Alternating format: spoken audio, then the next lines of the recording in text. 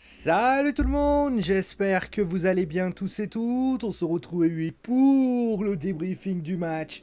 Et le match était sympathique, en tout cas très intéressant ce match entre Monaco et le Stade Rennais. Et oui, j'avais prévu PSG Montpellier, mais j'avais envie de vous faire justement un autre match. On va faire un petit tour justement de la Ligue 1 parce que c'est vrai qu'en ce moment, la Ligue 1 a repris. D'ailleurs, on a eu également la Première Ligue, la Liga, le championnat italien, je crois, va reprendre cette semaine ou la semaine prochaine.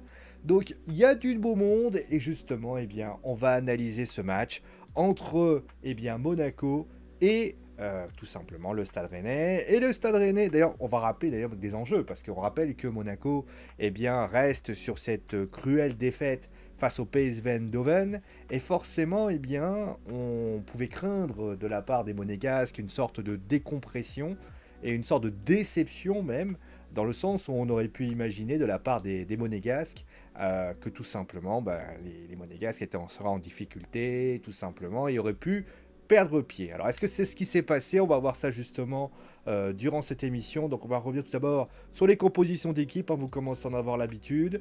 Les Monégasques qui retiennent justement toujours le 4-4-2. Alors certes, il y a eu quelques petits, on va dire, remue-ménage. Donc on a Nobles dans les buts, une défense à 4 avec Vanderson, Dizazi, Maripane et Caio Henrique, d'ailleurs qui a prolongé, donc il y a, je crois, hier ou avant-hier. On a ensuite Fofana et Jean Lucas qui se trouvent justement au milieu de terrain. On a ensuite Golovin et Crépin Diatta. Alors justement, je les ai inversés, Diatta est à gauche et quoique, je crois que Crépin est à droite. Enfin bref, bon, qu'importe. Ensuite, on a Ben Yedder et tout simplement Mbolo, donc qui se trouve du côté, aux côtés donc de Wissam Ben Yedder, le capitaine de l'AS Monaco. Du côté de Rennes, on continue avec un 4-3-3. Il y a Steve Mandanda dans les buts, une défense à 4, Truffert, Théâtre, Rodon et Traoré. Ensuite, un milieu de terrain composé de Santa Maria, Fate, Flabiante, pardon, et Ludro Madjer. Et enfin, donc devant, on a Gaëtan Laborde et sur les côtés, nous avons Martin Terrier et Benjamin Bourigeaud. Donc après ce qui s'est passé donc durant ce match, le match qui a notamment basculé sur plusieurs faits importants, justement. Il y a vraiment eu beaucoup de choses qui se sont passées en première mi-temps. La deuxième mi-temps a été un petit peu plus terre à terre. D'ailleurs, à la 13e minute, on a eu la barre de Vanderson après un passe en retrait de Crépin Diatta. Et là, il va se passer le premier événement de ce match. Alors, si je vous l'ai fait en zoom, c'est pour que vous puissiez bien le voir. Ah oui, parce que oui, c'est vrai qu'il y a les changements. Bon, alors voilà, diapositive 3, voilà. Excusez ça. Ah oui, parce que ah oui, je suis con. Attendez, bougez pas. Faites comme si j'avais pas vu. Faites comme si vous aviez pas vu. Vous avez rien vu, hein. Vous avez rien vu. Hein, je rappelle une nouvelle fois, vous n'avez rien vu. Voilà. Attention, magie de la télévision. C'est parti. Diapositive 3 et voilà, tout simplement. Ah, c'est beau. J'adore la magie, c'est vraiment beau. Bon, bref, donc qu'est-ce qui s'est passé? Donc à ce moment-là, donc on a eu un contact entre Martin Terrier. En fait, Fofana récupère le ballon, il se passe qu'il le repère à nouveau, et à ce moment-là, Fofana veut récupérer la balle et il met une semelle au pied de Martin Terrier.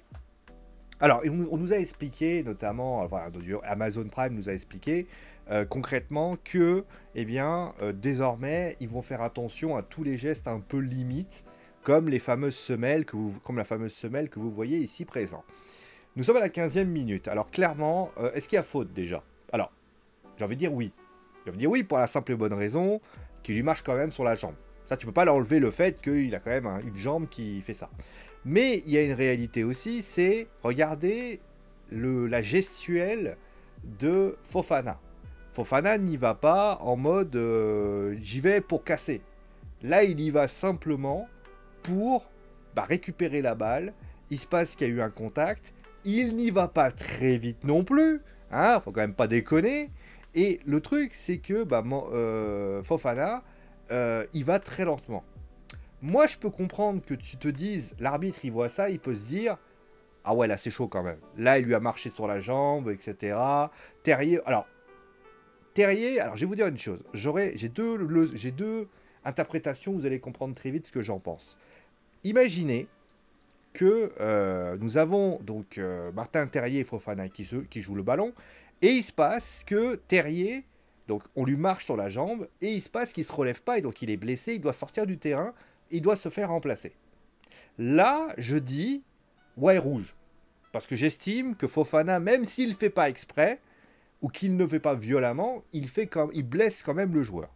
Sauf que, dans le cas que vous voyez ici, hein, on constate quand même que Fofana revient tranquillement. Certes, Terrier a mal, ça peut se comprendre, mais aux dernières nouvelles, il revient, il n'est pas blessé. Et là, à ce moment-là, on a l'arbitre qui dégaine direct le carton rouge. Je trouve, franchement, ça sévère. Il aurait mis un carton jaune, j'aurais dit, ouais, pourquoi pas. Il aurait, pour ainsi dire, il aurait rien mis, j'aurais dit, ouais, c'est un peu injuste. Là, vraiment, j'ai trouvé que là, c'est très sévère. Et de mon point de vue, je pense que Fofana n'aurait pas dû être exclu. Qu'il prenne un carton jaune, pourquoi pas. Mais qu'il fasse ça, je trouve ça un peu limite. En plus, à vitesse réelle, tu as même l'impression qu'il n'accélère pas. Je vais éternuer, je vous préviens tout de suite.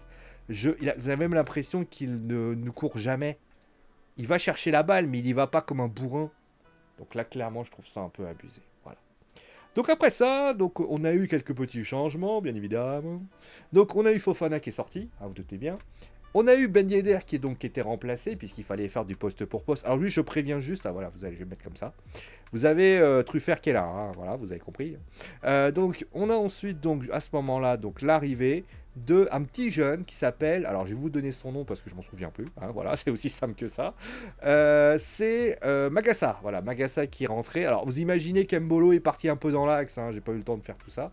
Et donc il y a donc le match qui a lieu, le Rennes malgré tout propose des choses, hein, ils enroulent des frappes, ils tentent des choses, et là il y a notamment plusieurs arrêts d'Alexander Noubels, sur Santa Maria, sur Martin Terrier, et là il y a un penalty de Monaco, et là on va revenir sur ce truc-là. Donc voici. Alors j'ai fait la système. Alors je précise quand même, hein, préciser que ce sont des images capturées via la vidéo que je regardais. Soyez indulgents. Certes, les images ne sont pas. Certes, il y a l'interprétation. C'est-à-dire qu'il y a plusieurs images de plusieurs zones pour vous permettre finalement de bien observer. Ces images, bien évidemment, certains vont les interpréter en disant qu'elles sont trop floutes, d'autres vont dire qu'elles sont assez équivoques. Moi, de toute façon, mon objectif est surtout de regarder mon impression et de pouvoir vous les juger, pour ainsi dire. Alors, comme je l'ai expliqué, donc nous avons, d'ailleurs, je pense que ce qu'on fera d'ailleurs dans l'action qu'on va faire, on va analyser, d'ailleurs, là je vous le dis, le prochain focus qui va avoir lieu donc lundi du tournament, on va analyser les deux actions Fofana et donc Mandanda. Voilà, on va parler d'arbitrage, voilà, désolé pour les arbitres, mais on va regarder justement les deux actions et on va essayer de les analyser pour essayer de comprendre ce qui se passe. Mais on va quand même littéralement analyser ce qui s'est passé. Bon, on va vraiment faire un truc plus étude, etc. Donc, on va commencer. Donc, on va retrouver, donc nous sommes à ce moment-là, donc Golovin récupère la balle, il la donne à Mbolo. Et il se passe que Mbolo, en fait, il y a une sortie de Mandanda avec le point en avant, et il se passe qu'il y a littéralement, il a malheureusement, il rentre dans le joueur. C'est bien que le mot rentrer. Il percute le joueur pour ainsi dire. Alors, le truc, c'est que s'il y a faute, la réponse est évidente. Pour moi, Mandanda est en retard, déjà. Et donc, étant donné qu'il est en retard, il ne peut pas réussir à bien s'en sortir. Sauf que, qu'est-ce qui me gêne dans cette action, c'est qu'il prend un carton jaune. Alors, moi, j'ai pas le problème à l'idée qu'il ait un carton jaune. Parce que, bah, tout simplement, c'est vrai que tu peux imaginer peut-être que voilà, il n'est pas là, il tente de rattraper l'action. Pour ainsi dire, le point entre guillemets, il n'est pas sur la tête du joueur à fond. L'action peut être spectaculaire, c'est vrai. L'action est très spectaculaire, ce qui peut aller très vite. Moi, c'est vrai, quand je l'ai vu après, je me suis dit, oh putain. Et après, quand tu la regardes en détail, tu peux te dire, voilà. Sauf que les gens vont la comparer à celle d'Anthony Lopez. Forcément, Anthony Lopez s'est fait expulser la semaine dernière. Et les gens vont dire, bah, est-ce que Anthony Lopez va concrètement et tout ça. Et les gens vont dire, bah lui, Anthony Lopez, il a pris rouge, pourquoi lui, Mandanda prend pas rouge? Moi, en tout cas, mon point de vue là-dessus, c'est que déjà, Anthony Lopez, il y va avec les genoux en avant. déjà, alors quand tu prends le genou et que tu l'envoies en avant, à un moment donné, tu percutes le joueur en pleine tronche. Là, tout au long, si vous regardez la main de Mandanda, alors je sais que c'est pas évident. Regardez la photo en bas à droite, c'est plus simple. Je sais pas si vous la voyez, parce que ça se trouve, vous voyez ma tronche depuis tout à l'heure. Bah merde, j'ai pas changé de photo. Ah bah ouais, non mais j'ai pas changé. Quel con! Oh là là! Voilà, oh là là oh là là! Ah bah oui, bah forcément. Bah oui, bah forcément. Oui, bah faites comme si vous aviez... C'est un bêtisier cette vidéo, je vous jure. Ah, entre les trucs qui vont pas, je tape diapositive 3, 4, il me donne diapositive 3. C'est magnifique, c'est la belle vie, hein, voilà, tout simplement. Bon, moi je vais me mettre là pour moi, je suis bien ici, moi. Bon, plus sérieusement, voilà ce qui se passe. Donc voilà, on va revenir sur ce qui s'est passé. Donc, de toute façon, pour l'instant, voilà. Donc, on va revenir sur ce qui s'est passé en bas à droite. Regardez l'image en bas à droite. En bas à droite, si on observe bien, on a quand même la main qui va vers le ballon. Et surtout, on sent que oui, le geste est accompagné. C'est pas comme Lopez. Lopez, quand il y va avec les genoux en avant. C'est comme si moi, demain, je vous mettais les genoux en avant, j'y allais. Alors, sauf que moi, si je prends votre main et j'essaie de percuter la balle, bah, c'est plus une sortie classique. C'est ce que j'ai dit la semaine dernière, d'ailleurs, pour ceux qui me disent ouais, bah, je... Non, c'est ce que j'ai dit la semaine dernière. Regardez les vidéos de la semaine dernière. J'ai bien dit, si Anthony Lopez n'y va pas avec les genoux en avant, moi, ça ne me dérange pas. Parce que c'est une sortie de gardien. Les sorties de gardien, ça a toujours été comme ça. Donc, moi, j'estime que, pour moi, il y a penalty et carton jaune. Il n'y a pas de problème. Voilà. Donc après ça, la suite va se continuer. Donc on est on retourne à la diapositive 2. Voilà, donc on a Mandanda qui a penalty qui a arrêté d'ailleurs, hein, tout simplement. Ah, mais vous faites chier, je vous... Voilà, on va se mettre comme ça. Je suis en forme aujourd'hui, je vous raconte pas. Je vais mettre là, de toute façon vous savez qu'il y a Bourigeau qui est là, voilà. Donc, pour revenir à ça, pour revenir à ce qui s'est passé. Donc, après cela, on a la mi-temps. Donc à partir de là, on a Mandanda qui sort sur blessure, ça c'est un coup dur. Et on a, alors j'ai pas son nom et j'ai pas envie d'écorcher son nom, Alemdar qui arrive. Et donc là le match continue, Monaco va un peu mieux. Et il se passe que 1-0 avec notamment Gaëtan Laborde, Arnaud Calimundo qui donne pour Fabien T, qui centre justement au point de penalty. Bourigeau qui réussit à trouver de la réussite, qui donne à Gaëtan Laborde, qui réussit à marquer 1-0 pour... Eh bien, le Stade Rennais. Le Stade Rennais qui est plutôt bien, justement, qui réussit plutôt, qui commence. On sent que Monaco est aussi emprunté physiquement, hein, par rapport à ce qui s'est passé. Et là, il va se passer que Alemdar va faire la bourde. Il y a Rodon qui donne la balle en retrait à Dogan Alemdar. Et il se passe que, eh bien, Bril Mbolo récupère la balle et tout simplement va mettre la balle au fond des filets. Voilà, je vous le dis, c'est ce qui s'est passé, pour ainsi dire. Voilà. Donc à partir de là, eh bien, il y aura juste une simple action de l'Alemdar sur Jacobs, concrètement. Mais concrètement, voilà, c'était une... je vais pas dire, voilà, tout simplement, ça a clôturé le match entre l'AS Monaco et le Stade Rennais. Alors, qu'est-ce que j'ai pensé de la prestation globale des deux équipes? Voilà, tout simplement. Alors, moi déjà, première chose que je peux dire, c'est que Monaco... On va commencer avec Monaco. Donc ça a été assez brutal puisqu'ils ont eu cette expulsion dans cette situation-là. J'ai trouvé que notamment Monaco a beaucoup... quand même, ce qui est intéressant, c'est que Monaco a quand même eu le chic, et ça on peut pas leur enlever. Monaco a quand même le chic, a voulu essayer. C'est-à-dire que malgré le fait, parce qu'ils auraient très bien pu mettre si ils ont fait à la fin, mais c'est pas grave, mais ils auraient pu, vous savez, se dire, bon allez, moi, je vais pas essayer d'aller plus loin que le bout de mon pif. Et je vais essayer de... Je vais éternuer, je vous garantis, c'est un truc de ouf. Je vais me dire dans ma tête, voilà, on va faire tout simplement un système tout à fait simpliste, etc. etc.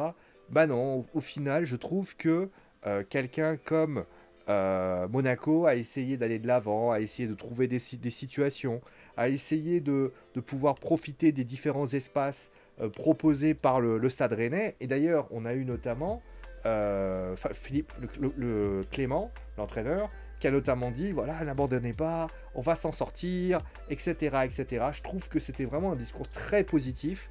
Et franchement, Monaco n'a jamais sombré, alors qu'on aurait pu imaginer quand même un Monaco beaucoup plus en difficulté et beaucoup moins sûr de lui, pour ainsi dire. Donc moi, honnêtement, j'ai trouvé que du côté de l'AS Monaco, il y a eu quand même des belles choses qui ont été proposées. Le jeu proposé par Monaco, je le trouve très bon au niveau de la verticalité.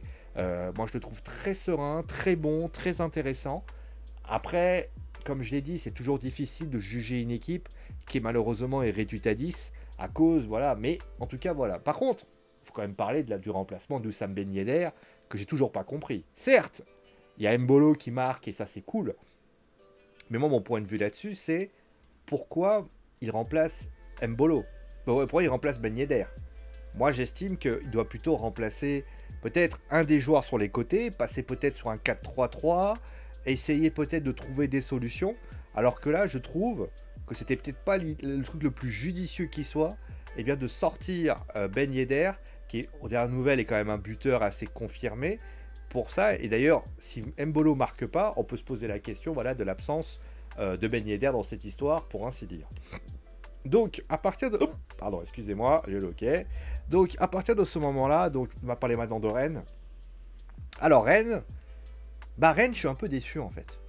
Moi, je m'attendais à ce que Rennes enchaîne au moment où les Rennais les Monégasques allaient être réduits à 10. En plus, tous les voyants étaient un peu ouverts, Laborde qui marque, etc., etc. Et les mecs, même dans la situation, ils ont toujours réussi à se saborder un peu tout seuls. Il y a une défense, on va en parler dans les tops et les flops, que je trouve extrêmement fragile, concrètement. Et concrètement, il y a également de la part des Monégasques, quand même, un côté fighting spirit que les Rennais n'avaient pas. Quand Rennes a été à 11 contre 10, on a eu l'impression que les Rennais ne savaient plus comment jouer. Il y a eu notamment cette action de Mandanda, qui est un peu significative. Parce que oui, Mandanda se loupe, et ça, on n'a pas de problème là-dessus. Mais il y a également des actions de Mandanda que je trouve qui quand même a sauvé parfois, voilà, qui a parfois sauvé l'équipe pour ainsi dire. Il y a quand même un double arrêt de Monaco en première mi-temps qui est quand même assez incroyable. Et je trouve, il y a un truc aussi que je voulais signaler, je trouve que les Monégasques, certes, en deuxième mi-temps, se sont quand même bien réveillés parce que Rennes s'est endormi. Certes, Laborde marque le but, et ça c'est bien, mais c'est contre le cours du jeu quand on y pense. Hein. C'est contre le cours du jeu. Et il y a notamment, il y a des... Bon, certes, il y a la boulette de Alemdar qu'on pourra toujours discuter, on va en parler après, mais la défense, je la trouve très fébrile. Théâtre et Rodon, je les trouve pas du tout très sereins pour ainsi dire. Et puis, même dans l'animation offensive, on va parler de Madjer qui a été quand même assez décevant, mais également sur les côtés avec Terrier qui a certes proposé des choses, mais l'entrée de Kalimundo était quand même plutôt intéressante. C'est lui quand même qui a été capable de pouvoir réveiller un peu cette équipe rennaise. Mais je trouve que ce match, Rennes ne l'a pas géré comme elle aurait dû le gérer. Parce que moi je trouve que Rennes aurait dû le gérer avec plus de... Comment on appelle ça, plus de force, plus d'envie, avec plus de caractère, être un peu plus juste dans le dernier geste.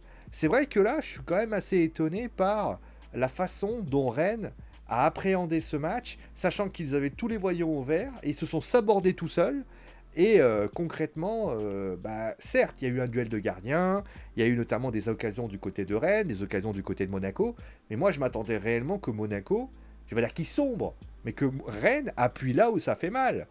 Je veux dire, quand tu vois notamment que offensivement, quand même Monaco se crée encore des occasions et de belles occasions, et que en deuxième mi-temps, le ballon tu le perds, alors que certes tu as la possession de balle, mais dans les faits, tu es quand même en difficulté parce qu'à chaque fois qu'il y avait un ballon qui partait, il y avait un risque qu'un ballon rentre, c'est quand même un peu gênant. Et ça pour moi, ça peut poser problème. D'ailleurs, gros problème de Monaco dans la défense, on va en parler de Rennes sur les côtés, parce que ça c'est quand même un petit peu dommageable pour ainsi dire. D'ailleurs, pour ceux qui se demandent, juste pour votre information personnelle, il y a 4-0 pour Brentford, et nous sommes à la mi-temps. Voilà. Je crois qu'il n'y a pas grand chose à dire du côté de Manchester United, qui est en train littéralement de sombrer, hein, je vous le dis tout de suite. Et Ten Hag est en train de vivre un enfer, et je vous le préviens quand même par rapport à ça. Bon, allez, on va passer maintenant, on va pas changer, on va prendre la bonne diapositive, voilà la bonne diapositive. Alors, les tops et les flops. Alors, les tops et les flops, ça n'a pas toujours été simple, mais je vais quand même vous sortir un top et les flops de qualité. On va parler d'abord, on va parler de Mbolo. Voilà, Mbolo qui a fait un bon match. Justement, pourquoi je mets Mbolo? Parce que déjà, je trouve que Mbolo, ça a été celui qui a pas hésité à se mettre au diapason. C'est quelqu'un qui, certes, bah, franchement, franchement, pour dire la vérité, Mbolo, il avait le match le plus casse-couille du monde. Parce que tu arrives dans un match, tu n'as pas non plus encore tes points de repère parce que tu viens d'arriver. Et le truc, c'est que tu dois arriver, et dans ta tête, tu perds Ben Yedder, et tu te dis, tu vas passer une soirée compliquée. Enfin, une après-midi compliquée. Sauf que, tu marques, alors certes, par une bourde des Rennais, mais plus important, c'est que tu es volontaire, tu vas au pressing, tu vas essayer de prendre des ballons. C'est toi qui permet notamment à ce qu'il y ait le penalty de Mandanda. Donc j'ai envie de te dire, Mbolo, bravo à lui. Bravo à lui. Et ça, c'est bien. Voilà un attaquant qui alors certes, il fallait noter le jeu qui va avec. Mais moi, j'ai trouvé franchement qu'aujourd'hui, c'était quand même pas mal. Ensuite, le deuxième, Jimmy Nobles, qui a fait de beaux arrêts. Voilà, de très très beaux arrêts au demeurant. Voilà, il a fait des belles choses, des belles parades. Moi, franchement, j'ai trouvé ça très intéressant. Moi qui ai tendance un petit peu à le gratigner toutes les 5 secondes, moi je trouvais notamment que les arrêts qu'il a fait, notamment surtout en première mi-temps, ont été plutôt bonnes. Le but, il peut rien y faire. Hein. Le but, il peut rien y faire, donc forcément, c'était compliqué par rapport à ça. Et le premier, eh bien, c'est Steve Mandanda, parce que déjà, quand il sort, son successeur fait n'importe quoi, on en parlera après d'ailleurs. Et d'ailleurs, Steve Mandanda, eh bien, a fait un arrêt exceptionnel également juste après ça. Voilà, c'était bien, bravo à lui. Et j'ai envie de vous dire, Steve Mandanda, en tout cas, il est blessé. C'est quand même assez compliqué pour lui. Je sais pas comment il s'est blessé d'ailleurs, il faudrait voir un peu ça. Mais en tout cas, Steve Mandanda, dans cette situation, a été plutôt intéressant. Dans les flops, on va retrouver bien évidemment. Alors, j'ai mis Lovro Madjer parce qu'il est un peu représentatif de ce qui s'est passé dans ce match. C'est-à-dire que Madjer, il n'a pas fait grand-chose dans cette rencontre. Je l'ai trouvé un peu éteint, je l'ai trouvé un peu décevant, je l'ai trouvé pas ouf. Et c'est vrai que ça a été un problème dans sa construction et dans ce qu'il a proposé. Quand je dis que Rennes, c'est un peu s'aborder tout seul, et c'est un peu ça. C'est-à-dire que Madjer, il fait partie des joueurs, il a perdu beaucoup de ballons, il a essayé d'en récupérer, il a essayé de donner les ballons, ça n'a pas toujours été très judicieux. Une déception de la part de Madjer. Après, c'est pas la plus grosse déception du Stade Rennais, mais en tout cas, pour moi, voilà, il doit faire mieux. Il doit faire mieux. Bon, après, c'est le début de la saison, il a besoin de se mettre en place, mais en tout cas, t'es pas ouf dans cette rencontre. Le deuxième, c'est Alemdar. Alors, vous allez savoir pourquoi j'ai pas mis en premier, mais vous allez voir, c'est un peu volontaire. Alors, ça, clairement, il est flop lui aussi. Hein. De toute façon, on va pas se leurrer, c'est tout simplement sa boulette. C'est sa boulette. Alors, encore une fois, moi, je veux. Alors, c'est une boulette Donnarumma, en fait. Parce que, on va dire que Rodon lui donne le ballon. Et là, au lieu de te dire, bon, je vais essayer, voilà, peut-être de la donner, etc. Non, lui, il attend. Et à ce moment-là, il fait la boulette. Il fait la boulette parce qu'au bout d'un moment, tu as Mbolo qui est infernal, littéralement. Et dans cette situation-là, concrètement, c'était compliqué. Moi, en tout cas, dans mon point de vue, Alemdar, il faut qu'il tape une prunelle. Hein. En plus, en début de quand il revient, quand il arrive et qu'il remplace Mandanda, Alemdar, il est à 2 doigts de se faire une boulette parce que tu as, je crois que c'est Théâtre qui arrive. Et Théâtre, il veut se dégager. Et tu as Alemdar qui va pour des raisons que j'ignore. Et là, à ce moment-là, tu te dis, le mec, il est pas serein. Ce qui est normal d'un côté. Tu rentres en cours de match, tu sais pas pourquoi, etc. Donc voilà. Et le premier, c'est Théâtre. Alors Théâtre, c'est tout simplement, c'est plus la défense rennaise que je fustige, puisque la défense rennaise, je l'ai trouvée très décevante. Ça manquait vraiment de beaucoup de choses. Franchement, en plus, à un moment donné, il fait une passe en retrait. Alors son gardien qui vient de faire une boulette, à un moment donné, voilà. Mais franchement, sur les côtés, alors ça, sur les côtés, c'était un peu Royal au bar, mais quand il fait des centres, les Monégasques pouvaient les récupérer. Une déception, vraiment une vraie déception de la part de Théâtre, qui a fait une première journée compliquée et qui fait une deuxième journée très compliquée. Voilà. Voilà, on va s'arrêter là pour aujourd'hui. Désolé pour tous les petites boulettes que j'ai faites. Voilà, vous savez ce que c'est, hein, c'est la rentrée, donc forcément on a tendance petit à petit à faire de quelques boulettes de ci, de là. Je suis vraiment désolé si certains ont pu être déçus par rapport à ça. En tout cas, merci à vous tous, gros bisous et à très vite.